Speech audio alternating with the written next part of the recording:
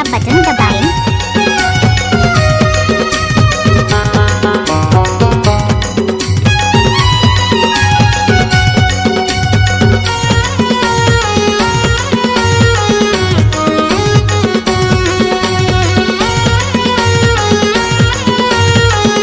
DJ Sachin Kumar जो भी बुद्धिया म्यूजिक वाले। माया कर थसवो संझा बिहनिया दिखे कर, जब माया कर थसवो संझा बिहनिया दिखे कर, लगे मन रही थे रानी थोकन टाइम निकाल के मिले कर, मन रही थे रानी थोकन टाइम निकाल के मिले कर। जब माया कर थस गा संझा बिहनिया देखे कर, जब माया कर थस गा संझा बिहनिया देखे कर, लगे मन रही थे राजा थोकन टाइम निकाल के मिले कर, मन रही थे राजा थोकन टाइम निकाल के मिले कर।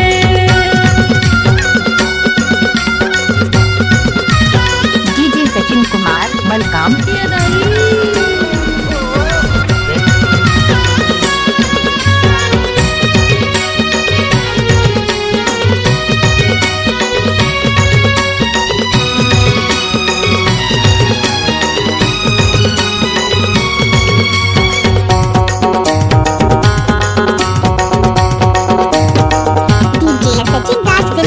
नहीं तोर सूरतिया दिन न कटे वो रतिया, आइस नहीं कौनो दिन रानी पता न सोर संदेसिया।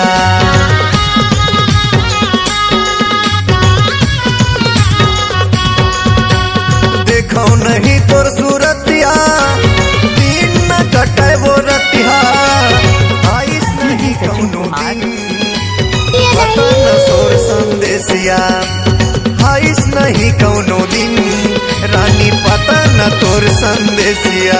तोर बरपतिया भेजे वो कहूँ हमोर बर भेजे कर, चिठिया लिखो रे कहूँ हमोर बर लिखे कर, लगे मन रही थे रानी थोकन टाइम निकाल के मिले कर, मन रही थे रानी डीजे सचिन कुमार मलकाम। निकाल के मिले कर। जब माया कर थस गा संझा बिहनिया देखे कर, जब माया कर थस गा संझा बिहनिया देखे कर, लगे मन रही थे राजा थोकन टाइम निकाल के मिले कर, मन रही थे राजा थोकन टाइम निकाल के मिले कर।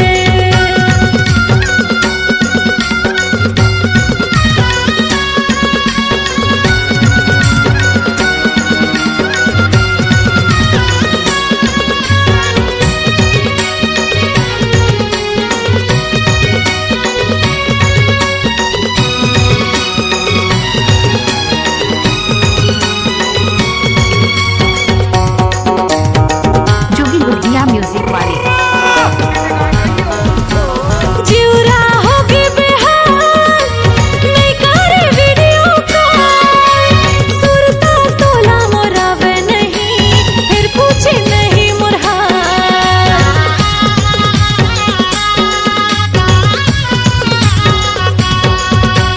जिउरा होगे बेहाल नहीं करे वीडियो कॉल, सुरता तोला मोरावे नहीं फिर पूछे नहीं मोर हाल, सुरता तोला मोरावे नहीं पूछे नहीं मोर हाल।